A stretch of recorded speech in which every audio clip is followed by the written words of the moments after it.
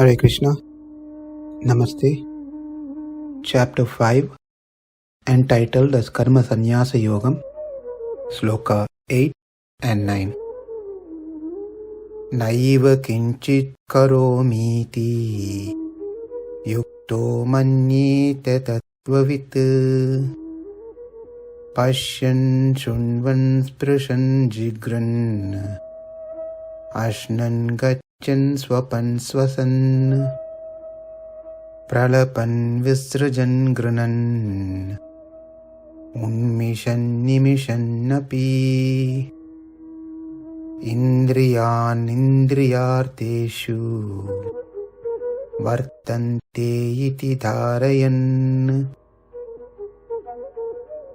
Having established that karma yoga in Krishna consciousness is easy to practice, fructifies, results faster, and hence karma yoga is superior to jnana yoga. Now Krishna explains certain essential requirements of karma yoga. Arjuna and all of us have been hearing enough from Krishna about the glories of karma yoga. Now he wants us to get into action, applying what has been heard. Here Krishna will tell us what to do and how to do.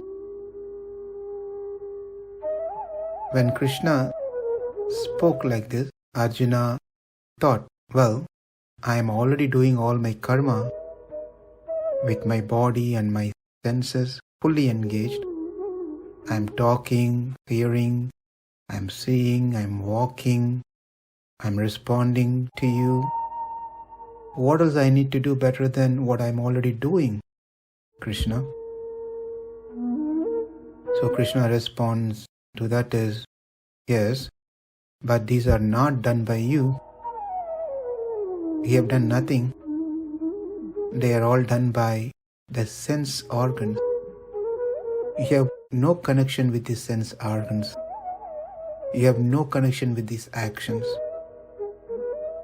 It is due to the karma, the senses are triggered and they are doing their job. So that is going to be the key message that Krishna is trying to convey to Arjuna in these two set of slokas, which we will see in detail. Now let us see the word by word meaning first before we get into the subject of these two slokas.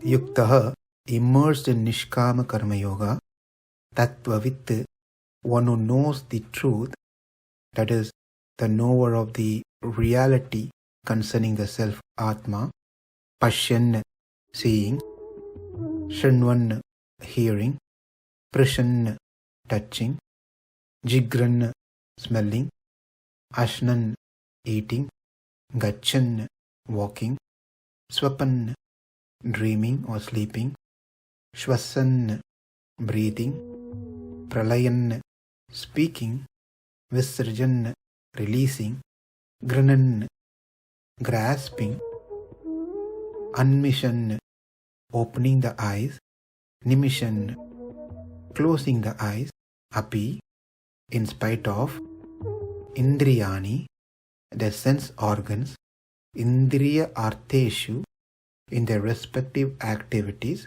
vartanta, let them be so engaged, iti, thus, dhārayan, considering, kiñcit, nothing, naiva karomīti, I do not do, iti manyeta, should think. So that's a word by word explanation. Now the translation of this is, a person in the divine consciousness, although engaged in seeing, hearing, touching, smelling, eating, moving about, sleeping and breathing, always knows within himself that he actually does nothing at all, because while speaking, evacuating, receiving, or opening or closing his eyes, he always knows that only the material senses are engaged with their objects and that he is aloof from them. Now, the 5 sense organs, the 5 organs of action, and the 5 vital airs do their respective activity. What do we do in this regard? All the activities like seeing, hearing, touching, smelling, and tasting are the functions of the 5 sense organs. Similarly, walking, grasping, speaking, etc. are the functions of the 5 organs of action.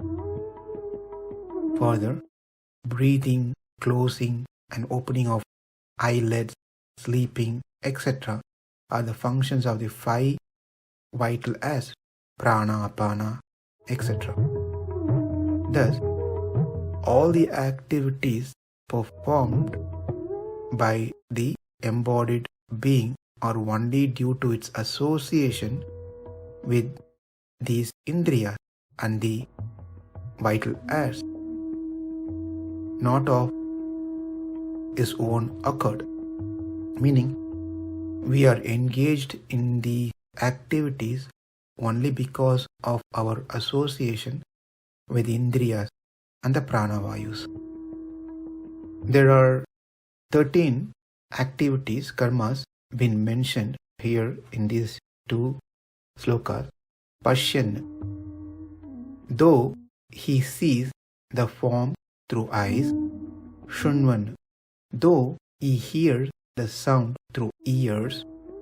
spṛśañ, though he touches things through his skin. jighrann, though he smells through his nose. aśnan, though he tastes, eats through his tongue. gacchan, though he walks by leg. svapañ, though he sleeps closing his eyes. śvasan, though he breathes through his nose. pralapan, though he speaks with his mouth. visṛjan, though he expels the waste from his body through the 2 organs. gṛhṇann, though he lifts or holds any object through his hands. unmiṣan, though he closes his eyes.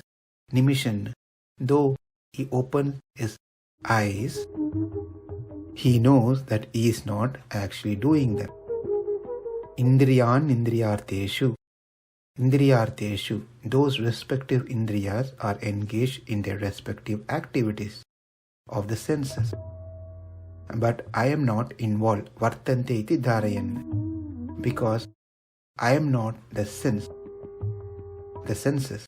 I am separate from the senses. What is being said in the sloka is kartritva, meaning the ownership of doer is not atma, it is actually the senses. Atma is not the doer, it has to be pushed off to the indriyas. That's what Krishna is saying here. The way we need to understand this is, if the Atma is not in connection to the body, Atma will not be involved in any of these activities mentioned below. Therefore, one can say Atma is not the doer. The doers are actually the senses. This was also discussed in chapter 3. You may want to refer back to 27-28 sloka of chapter 3. Now here in the sloka, 5 jnana-indriyas, paśyañ, śṛṇvan, spṛśañ, jighrann, aśnan, has been mentioned. One sees a form through eyes, one hears sound through ears, one can touch things through his skin, one can smell through his nose, one can taste or eat through his tongue. And there are 5 karmendriyas and their activities: gacchan, pralapan, visṛjan, gṛhṇann. One walks with their legs, one speaks with their mouth, one expels their unwanted things by the 2 organs of the body, and then one is able to lift or hold things by the hands, karmendriya. And there are also mention of prana, the 5 pranas, pancha prana, svapañ, śvasan, unmiṣan, nimiṣann. That is the sleeping, breathing, opening and closing of eyes. These are all happens through the pancha vayus. That has been mentioned. So these are the one which actually does the action. The Atma doesn't do. Therefore one can easily put off the responsibility by saying it's the senses, not me. Now, the indriyas are just karnam.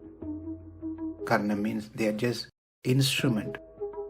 How can we push off the doership to these indriyas, instrument?